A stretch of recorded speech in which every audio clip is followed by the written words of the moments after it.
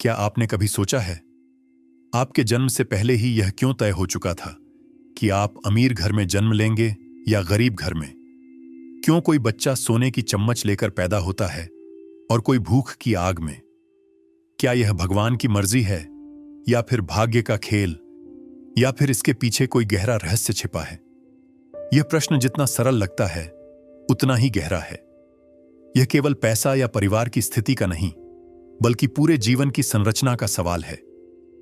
एक बच्चा जन्म लेते ही अवसरों, संसाधनों और सुरक्षा से घिरा हुआ क्यों होता है, और दूसरा उसी क्षण संघर्ष, अभाव और अनिश्चितता में क्यों फेंक दिया जाता है? अगर ईश्वर सबका पिता है, तो क्या वह पक्षपाती है, या फिर यह किसी अदृश्य नियम का परिणाम है जो हर आत्मा के साथ न्याय कर रहा है? प्राचीन ऋषियों ने कहा है, जीव अपने कर्मों का फल भोगता है।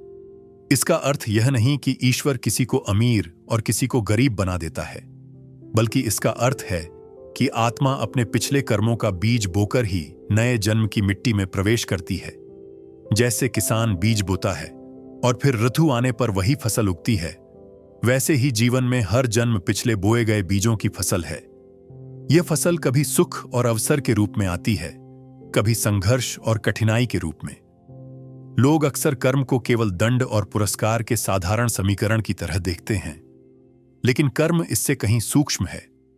यह केवल घटनाओं की सूची नहीं, बल्कि आत्मा का वाइब्रेशनल सिग्नेचर है।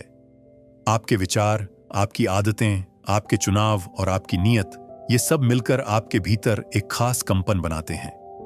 यही कंपन परिस्थितियों को आकर्षित करता है। जिस तरह रेडियो पर वही स्टेशन सुनाई देता है जिसकी फ्रीक्वेंसी मिलाई जाए, उसी तरह जीवन भी वही अनुभव आपके सामने लाता है जिनकी आवृत्ति आपके भीतर चल रही होती है।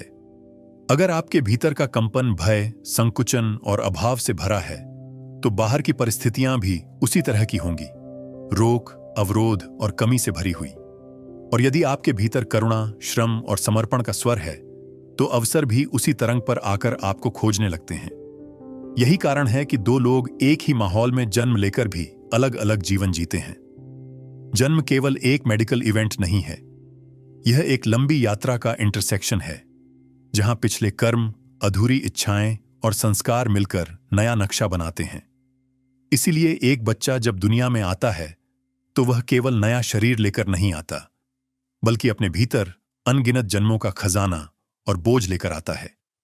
यही खजाना और यही बोझ तय करते हैं कि वह जीवन की शुरुआत कहां से करेगा, अवसरों की गर्माहट से या जिम्मेदारियों की थकान से। जीवन को समझने के लिए कर्म की 3 धाराओं को समझना आवश्यक है। पहली धारा है संचित कर्म, यानी असंख्य जन्मों से संचित अनुभव और कर्मों का विशाल भंडार। इसमें सब कुछ है, दयालु क्षण भी और अंधेरे कर्म भी। दूसरी धारा है प्रारब्ध कर्म, यानी उस भंडार का वह हिस्सा जो इस जन्म में परिपक्व होकर फल देने आता है। यही प्रारब्ध जन्म का मंच तैयार करता है। कौन सा परिवार, कौन सा समाज, कौन सी परिस्थिति। तीसरी धारा है क्रियमान कर्म, यानी वर्तमान क्षण में किए जा रहे कार्य। यही क्रियमान भविष्य के संचित को आकार देता है और आगे के जन्मों का बीज बनता है। अक्सर लोग केवल प्रारब्ध को देखकर भाग्य को अंतिम मान लेते हैं, लेकिन वे यह भूल जाते हैं कि क्रियमान की शक्ति हर क्षण नई संभावना रच रही है। यह वैसा ही है जैसे आपके हाथ में ब्रश हो और आपके सामने कैनवास हो। प्रारब्ध ने कैनवास का आकार तय कर दिया है, पर रंग और चित्र अभी भी आपकी पसंद पर निर्भर हैं। यही कारण है कि अमीर और गरीब जन्म केवल शुरुआती सेटिंग है, यह जीवन का अंतिम निर्णय नहीं है। कोई अमीर परिवार में जन्म लेकर भी भीतर से दरिद्र हो सकता है, ईर्ष्या, असंतोष और भय से भरा हुआ। और कोई गरीब परिवार में जन्म लेकर भी भीतर से समृद्ध हो सकता है, ज्ञान, सेवा और दृढ़ संकल्प से भरा हुआ। बाहरी व्यवस्था केवल एक फ्रेम देती है, पर चित्र आपको ही बनाना होता है। अब प्रश्न उठता है कि यह फ्रेम किस आधार पर मिलता है? उत्तर छुपा है बीजों के चुनाव में। जो आत्मा दान, सेवा, परिश्रम और न्याय के बीज बोती है, उसे ऐसे अवसर मिलते हैं जो उसकी राह को सहज बना देते हैं। मार्ग खुलते हैं, मेंटर्स अचानक सामने आते हैं और जीवन उसे सहयोग करता है। और जो आत्मा छल, शोषण और पलायन के बीज बोती है, उसकी राह कठिन बनती है। अवसर कम होते हैं, अवरोध बढ़ते हैं और जीवन उसे भीतर की अधूरी समझ पूरी करने के लिए संघर्ष में धकेलता है। यहां ध्यान देने वाली बात यह है कि यह सब दंड या पक्षपात नहीं है। यह केवल चेतना को संतुलन सिखाने का पाठ है। जीवन वही पाठ दोहराता है जिसे आत्मा ने पहले अधूरा छोड़ा था। और यही कारण है कि परिस्थितियां कभी व्यक्ति के रूप में, कभी अवसर के रूप में और कभी संकट के रूप में सामने आती है। इस सत्य को और स्पष्ट करने के लिए एक कथा समझिए। कल्पना कीजिए, दो आत्माएं, अनिरुद्ध और वसुधा। अनिरुद्ध ने अपने पिछले जन्म में मेहनत, न्याय और करुणा से संपत्ति अर्जित की। उसने धन को साधन माना, साध्य नहीं। उसने दान किया, पर सम्मानपूर्वक, योग्य व्यक्तियों को, बिना अहंकार दिखाए। उसने अपने कर्मचारियों के साथ न्याय किया और उनकी प्रगति चाही। उसके भीतर परिश्रम और समानुभूति की गहरी जड़ें थीं। वहीं वसुधा ने भी संपत्ति अर्जित की, लेकिन उसके तरीके छल और शोषण पर आधारित थे। उसने लोगों को दबाकर आगे बढ़ना सीखा। उसका दान भी दिखावे और अपमान से भरा हुआ था। उसके भीतर अहंकार की ज्वाला थी और करुणा का स्थान खाली था। अब जब ये दोनों आत्माएं नए जन्म के द्वार पर खड़ी होती हैं, तो अनिरुद्ध को ऐसा परिवार मिलता है जहां शिक्षा, अवसर और स्नेह की धारा बहती है। वहीं वसुधा को ऐसा परिवेश मिलता है जहां जीवन उसे भीतर की कमी का आईना दिखाए। इससे स्पष्ट है कि अमीरी या गरीबी केवल बाहरी स्थिति नहीं है, यह आत्मा के बोए गए बीजों का फल है। लेकिन यह भी सच है कि यह फल केवल आरंभिक स्थिति है, अंतिम परिणाम नहीं। जिस क्षण आत्मा नए शरीर में प्रवेश करती है, उसी क्षण से एक नया अध्याय खुलता है। और इस अध्याय की दिशा केवल प्रारब्ध तय नहीं करता, बल्कि हर पल किए जाने वाले चुनाव भी तय करते हैं। यही चुनाव संस्कारों और सामूहिक चेतना से प्रभावित होते हैं। संस्कार अदृश्य लकीरों की तरह हैं जो आत्मा अपने साथ लाती है। जब एक बच्चा जन्म लेता है, तो वह केवल शारीरिक विशेषताओं को ही नहीं, बल्कि अपने पिछले अनुभवों की छाया को भी लेकर आता है। यही कारण है कि कोई बच्चा जन्म से ही संगीत में सहज क्यों होता है, कोई गणित में निपुण क्यों होता है, कोई अत्यधिक साहसी और कोई अत्यधिक डरपोक क्यों होता है। यह केवल जीन का खेल नहीं है, यह उन छापों का परिणाम है जो आत्मा ने पिछले जीवनों में अपने भीतर दर्ज की थीं। संस्कार ही तय करते हैं कि समान परिस्थिति में दो लोग अलग अलग प्रतिक्रिया क्यों देते हैं। एक ही परिवार में पले बढ़े भाई बहन भी जीवन को अलग तरह से क्यों जीते हैं। एक अवसर का उपयोग करके सफलता पाता है, दूसरा अवसर होते हुए भी उसे खो देता है। यही संस्कार हैं जो निर्णयों की दिशा तय करते हैं, और यही निर्णय आगे की नियति को आकार देते हैं। पर केवल व्यक्तिगत संस्कार ही जन्म को प्रभावित नहीं करते। हर आत्मा जिस परिवार, समाज और देश में जन्म लेती है, वहां के सामूहिक कर्म भी उस पर प्रभाव डालते हैं। यदि किसी समाज में न्याय, शिक्षा और सहयोग की धारा प्रबल है, तो वहां जन्म लेने वाला बच्चा सीमित संसाधनों के बावजूद प्रगति के अवसर पा सकता है। और यदि किसी समाज में अन्याय, हिंसा और भ्रष्टाचार व्याप्त है, तो वहां संपन्न घर में जन्मा बच्चा भी भय, असुरक्षा और संकुचन से घिर सकता है।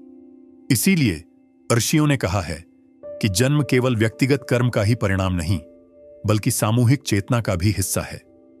आत्मा केवल अपना रास्ता तय नहीं करती, बल्कि वह सामूहिक तरंगों के साथ तालमेल बिठाकर नया अध्याय चुनती है। यही कारण है कि कभी कभी पूरी पीढ़ी एक जैसी चुनौतियों से गुजरती है और कभी कोई युग विशेष गुणों से पहचाना जाता है। अब एक गहरी बात और समझिए, गरीबी और अमीरी केवल पैसे के पैमाने से नहीं मापी जा सकती। वास्तविक अमीरी अवसरों की उपलब्धता है, ज्ञान, सुरक्षा, रिश्ते और स्वास्थ्य। वास्तविक गरीबी केवल पैसों की कमी नहीं, बल्कि विकल्पों का संकुचन है, भय, असुरक्षा और असहाय वातावरण। यही कारण है कि कोई व्यक्ति गरीब होकर भी महान कार्य कर जाता है और कोई अमीर होकर भी भीतर से खाली रह जाता है। धन का स्थायित्व भी केवल बाहरी साधनों पर नहीं, बल्कि भीतर की चेतना पर टिका होता है। जहां करुणा और संवेदना होती है, वहां धन स्थायी रहता है। जहां केवल अहंकार और लोभ होता है, वहां धन रिसकर बाहर चला जाता है। यही कारण है कि कई परिवार पीढ़ियों तक संपन्न रहते हैं, जबकि कुछ परिवार एक पीढ़ी में ही धन खो बैठते हैं। कर्म इस पूरे प्रवाह का रसायनज्ञ है। आप जो ऊर्जा बाहर देते हैं वही रूप बदलकर आपके पास लौटती है। यदि आप किसी के समय का आदर करते हैं तो जीवन आपके लिए अवसरों का मार्ग खोलता है। यदि आप दूसरों के श्रम का सम्मान करते हैं तो सहयोग आपके पास लौट कर आता है। और यदि आप दूसरों के हृदय को ठेस पहुंचाते हैं तो जीवन आपके मार्ग में अवरोध खड़े करता है। यह नियम इतना सूक्ष्म है कि कई बार हमें इसका संबंध दिखाई नहीं देता, पर इसकी डोर हमेशा अटूट रहती है। यही कारण है कि जन्म की परिस्थितियां चाहे जैसी हों, वे अंतिम निर्णय नहीं होती। यदि कोई निर्धन परिवेश में जन्मा है तो वह अपने क्रियमाण कर्मों से परिस्थितियों को बदल सकता है। भीतर की आस्था, अनुशासन और निरंतर प्रयास से वह अपने जीवन की दिशा मोड़ सकता है। और यदि कोई संपन्न परिवेश में जन्मा है पर आलस्य, अहंकार और उपेक्षा को चुनता है तो वह अपने ही अवसरों को नष्ट कर देता है। भाग्य का सही अर्थ भी यहीं समझ में आता है। लोग अक्सर भाग्य को बहाने की तरह इस्तेमाल करते हैं, लेकिन भाग्य कोई बाहरी निर्णायक शक्ति नहीं है। यह केवल आपके संचित और प्रारब्ध कर्मों का पैकेट है। यह पैकेट जन्म के समय आपके हाथ में रख दिया जाता है, पर यह तय नहीं करता कि आप इसे कैसे उपयोग करेंगे। यह वैसा ही है जैसे मौसम का पूर्वानुमान हो। यदि आंधी आने वाली है तो किसान छप्पर बांध लेता है। यदि धूप खुलने वाली है तो वह फसल काट लेता है। भाग्य केवल संकेत देता है, निर्णय आपका होता है। इसलिए सच्चा साधक भाग्य से लड़ता नहीं, बल्कि उसे पढ़ता है। वह जानता है कि परिस्थिति चाहे जैसी हो, उसका उपयोग चेतना को विस्तार देने के लिए किया जा सकता है। यही कारण है कि कुछ लोग विपरीत परिस्थितियों में भी खिल उठते हैं और कुछ लोग अवसरों के बीच रहकर भी मुरझा जाते हैं। जीवन का आह्वान यही है कि आप परिस्थिति को दोष देने के बजाय वर्तमान कर्मों पर ध्यान दें। आज के कर्म ही आपके भविष्य के भाग्य का निर्माण कर रहे हैं। यदि आप भीतर करुणा, सेवा और परिश्रम के बीज बोते हैं तो ब्रह्मांड आपके लिए संसाधनों की धाराएं खोल देता है। और यदि आप छल, आलस्य और ईर्ष्या के बीज बोते हैं तो ब्रह्मांड आपके सामने उन्हीं का प्रतिबिंब रखता है। जब आप गहराई से देखेंगे तो पाएंगे कि अमीरी और गरीबी केवल बाहरी हालात नहीं, बल्कि चेतना की स्थिति भी है। वास्तविक अमीरी है सामर्थ्य और संवेदना का संतुलन। जहां दोनों मौजूद हैं वहां धन भी टिकता है और अर्थ भी मिलता है। जहां केवल सामर्थ्य है पर संवेदना नहीं, वहां धन तो आता है पर शून्य बढ़ता जाता है। और जहां संवेदना है पर सामर्थ्य की साधना नहीं, वहां करुणा होते हुए भी उसका प्रभाव सीमित रह जाता है। जीवन हर आत्मा को यही सिखाता है कि दोनों की साधना करो, सामर्थ्य भी और संवेदना भी।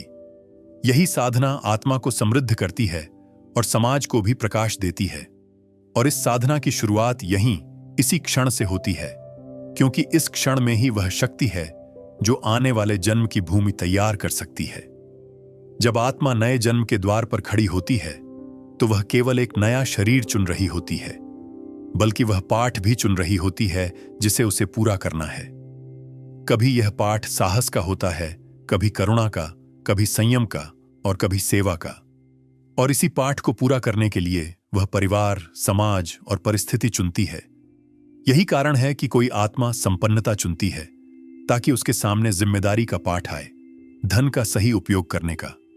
और कोई आत्मा अभाव चुनती है ताकि वह धैर्य और परिश्रम का पाठ सीख सके। गरुड़ पुराण और उपनिषद बताते हैं कि मृत्यु के बाद आत्मा अपने कर्मों का मूल्यांकन करती है।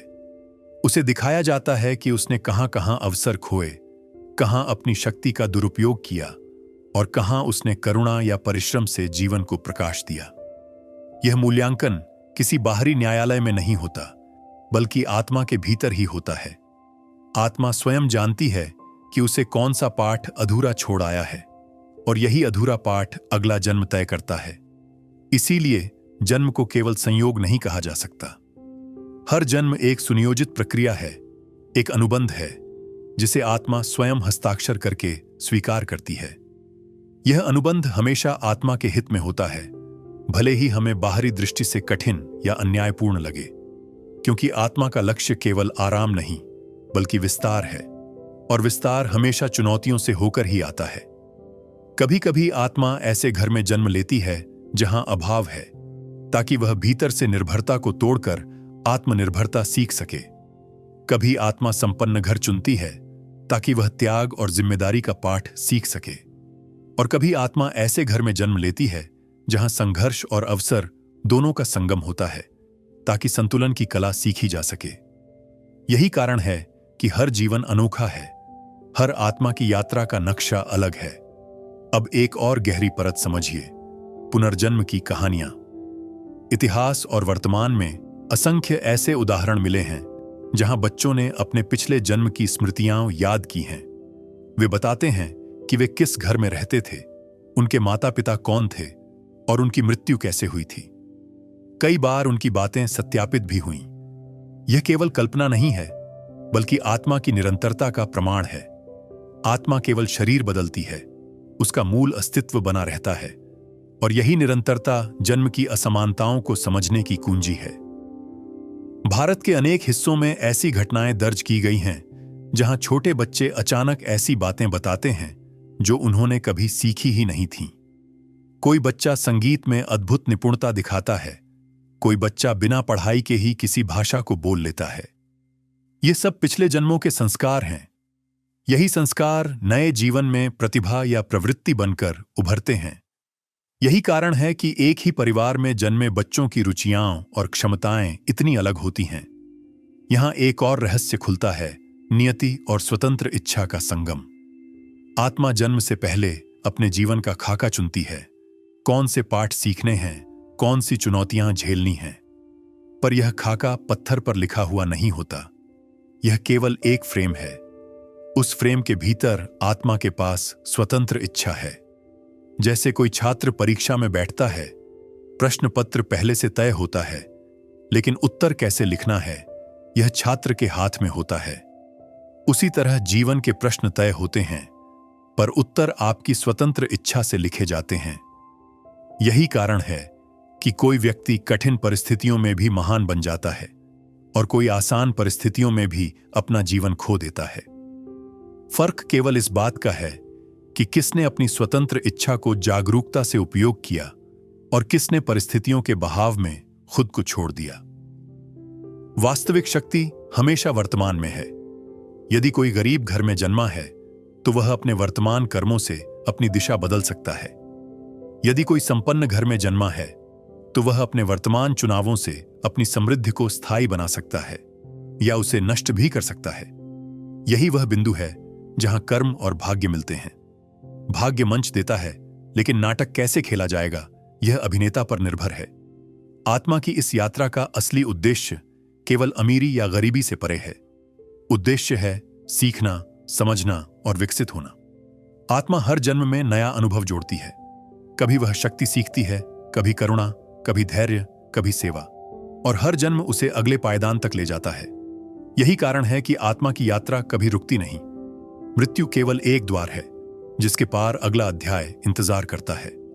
हर अध्याय एक नया अनुभव जोड़ता है और चेतना को अगले पायदान तक ले जाता है। यही कारण है कि आत्मा बार बार जन्म लेती है, क्योंकि उसके पास अनगिनत पाठ हैं जिन्हें पूरा करना बाकी है। पुनर्जन्म का चक्र केवल सुख दुख का दोहराव नहीं है, यह आत्मा की शिक्षा पद्धति है। जैसे कोई विद्यार्थी बार बार परीक्षा देता है ताकि वह सभी विषयों में निपुण हो सके, वैसे ही आत्मा बार बार जन्म लेती है ताकि वह सभी पाठ सीख सके। धैर्य, करुणा, परिश्रम, त्याग और प्रेम। जब तक ये पाठ अधूरे रहते हैं, आत्मा नया जन्म चुनती है और नए अवसर प्राप्त करती है। कभी यह जन्म अमीरी का होता है ताकि आत्मा जिम्मेदारी का अभ्यास कर सके। कभी यह जन्म गरीबी का होता है ताकि आत्मा धैर्य और संघर्ष से शक्ति अर्जित कर सके। कभी यह जन्म स्वास्थ्य और सुरक्षा से भरा होता है ताकि आत्मा सेवा और सहयोग का महत्व समझ सके। और कभी यह जन्म विपरीत परिस्थितियों से भरा होता है ताकि आत्मा साहस और आत्मनिर्भरता को विकसित कर सके। परंतु इस चक्र में केवल शिक्षा ही नहीं, कर्म आरण भी भूमिका निभाते हैं। हर जन्म में हम केवल नया अनुभव ही नहीं जुटाते, बल्कि कई रिश्तों और कई आत्माओं के साथ अधूरे बंधन भी छोड़ जाते हैं। कोई वचन अधूरा रह जाता है, कोई कर्ज अधूरा रह जाता है, कोई अन्याय बिना सुधारे रह जाता है। यही अधूरे बंधन अगले जन्म में लौट कर आते हैं, कभी मित्र बनकर, कभी शत्रु बनकर, कभी माता पिता बनकर और कभी संतान बनकर। यही कारण है कि कुछ रिश्ते जन्म जन्मांतर का बोझ उठाए होते हैं। कभी आप देखते हैं कि कोई व्यक्ति पहली बार मिलने पर भी कितना परिचित लगता है। कभी कोई रिश्ता सहज ही अपनापन दे देता है और कभी कोई रिश्ता अनजाने ही संघर्ष से भरा होता है। यह केवल वर्तमान जन्म का खेल नहीं है, यह कर्म आरण का खाता है जो आत्मा अपने साथ लेकर आई है। और यह खाता तभी संतुलित होता है जब आप उन अधूरे बंधनों को जागरूकता और करुणा से पूरा करते हैं। भाग्य और कर्म का यह ताना बाना ही जन्म की असमानताओं को समझाता है। अमीरी या गरीबी केवल वर्तमान जीवन की स्थिति नहीं है, यह आत्मा के पुराने चुनावों और अधूरे आणों का परिणाम है। लेकिन इसका उद्देश्य केवल आनंद या कष्ट देना नहीं, बल्कि आत्मा को जागृत करना है। हर परिस्थिति एक पाठ है, कभी अवसर का, कभी जिम्मेदारी का, कभी संघर्ष का और कभी सेवा का। यहां एक और रहस्य है, नियति आत्मा को धकेलती नहीं बल्कि अवसर देती है। यह आत्मा पर निर्भर है कि वह इस अवसर का उपयोग कैसे करती है। कोई अमीरी पाकर भी लोभ और अहंकार में डूब सकता है और कोई गरीबी पाकर भी त्याग और परिश्रम से महान बन सकता है। यही स्वतंत्र इच्छा है, यही वह शक्ति है जो हर आत्मा के पास है। इसीलिए शास्त्रों ने कहा है, भाग्य और कर्म दोनों ही एक ही रथ के दो पहिए हैं। यदि केवल भाग्य होता तो मनुष्य कठपुतली बनकर रह जाता, और यदि केवल कर्म होता तो जन्म का फ्रेम ही न होता। लेकिन जीवन संतुलन है, भाग्य मंच देता है और कर्म अभिनय तय करता है। और जब अभिनय जागरूकता से होता है, तभी आत्मा अपने असली लक्ष्य के करीब पहुंचती है। वास्तविक लक्ष्य केवल अमीरी या गरीबी नहीं है, वास्तविक लक्ष्य है आत्मा का विस्तार, उसकी चेतना का प्रकाश। जब आत्मा यह समझ लेती है कि हर परिस्थिति एक पाठ है और हर रिश्ता एक आईना है, तब वह शिकायत करना छोड़ देती है। तब वह जीवन के हर अनुभव को स्वीकार कर लेती है और उसमें सीख ढूंढ लेती है। यही वह अवस्था है जहां आत्मा धीरे धीरे जन्म मृत्यु के चक्र से ऊपर उठने लगती है। पर जब तक यह समझ गहरी नहीं होती, आत्मा लौट लौट कर जन्म लेती रहती है, क्योंकि उसका कार्य अधूरा है, उसका ज्ञान अधूरा है और उसका प्रकाश अभी पूर्ण नहीं हुआ है। हर जन्म आत्मा को एक अवसर देता है, कभी धन के माध्यम से, कभी अभाव के माध्यम से, कभी रिश्तों के माध्यम से और कभी अकेलेपन के माध्यम से। हर परिस्थिति आत्मा को दर्पण दिखाती है कि उसने कहां विकास किया है और कहां अब भी काम बाकी है। इस यात्रा में सबसे बड़ा रहस्य यह है कि आत्मा हमेशा अपने ही कर्मों के बीज काटती है। जो कुछ भी बोया गया था, वही अगले जन्म की भूमि पर अंकुरित होता है। यदि किसी ने न्याय, करुणा और परिश्रम के बीज बोए, तो उसके जीवन की मिट्टी उपजाऊ बनती है। यदि किसी ने लोभ, छल और हिंसा के बीज बोए, तो उसका जीवन संघर्षों और अवरोधों से भरा होता है। यह नियम कभी भेदभाव नहीं करता, यह केवल संतुलन स्थापित करता है। अक्सर लोग यह सोचते हैं कि अगर सब कुछ कर्म से तय है तो स्वतंत्रता कहां है। तो इसका उत्तर यही है कि कर्म के बीज पहले बोए जाते हैं, पर उनका उपयोग हमेशा वर्तमान में होता है। जैसे किसान यह नहीं चुन सकता कि पहले क्या बोया था, लेकिन वह यह जरूर चुन सकता है कि अब उस खेत को कैसे संभालेगा। वही देखभाल अगली फसल की गुणवत्ता तय करती है। ठीक वैसे ही मनुष्य वर्तमान क्षण में अपने चुनावों से अगली ऋतुओं को बदल सकता है। इस दृष्टि से अमीरी और गरीबी केवल बाहरी परिस्थिति नहीं, बल्कि आत्मा की सीखने की कक्षा है। अमीरी की कक्षा आपको सिखाती है कि संसाधनों का सही उपयोग कैसे किया जाए, और गरीबी की कक्षा आपको सिखाती है कि धैर्य, संघर्ष और आत्मनिर्भरता से जीवन कैसे संवारा जाए। अगर इन कक्षाओं को समझदारी से पढ़ा जाए तो आत्मा जल्दी प्रगति करती है, और अगर इन्हें उपेक्षा से गुजारा जाए तो आत्मा बार बार वही पाठ पढ़ने लौट आती है। कभी कभी आत्मा ऐसे रिश्तों में भी बंधती है जो अधूरे कर्म आरण से जुड़े होते हैं। यही कारण है कि कुछ संबंध जीवन में बहुत गहरे और तीखे अनुभव कराते हैं। कोई अचानक आपकी जिंदगी में आता है और गहरा प्रभाव डालकर चला जाता है। कोई जन्म से ही आपके जीवन का हिस्सा होता है और आपको धैर्य, सेवा या क्षमा सिखाता है। ये सभी रिश्ते संयोग नहीं हैं, बल्कि वे पुराने अधूरे अध्याय हैं जिन्हें पूरा करने का अवसर इस जन्म में मिला है। यही कारण है कि अमीरी और गरीबी, सुख और दुख, मित्र और शत्रु, ये सब केवल घटनाएं नहीं हैं, बल्कि आत्मा की शिक्षा पद्धति के उपकरण हैं।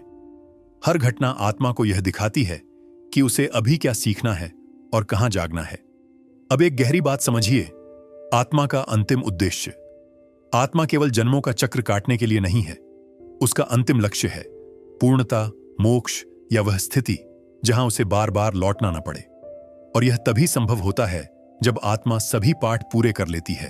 धन और त्याग, प्रेम और वैराग्य, करुणा और शक्ति, सबका संतुलन।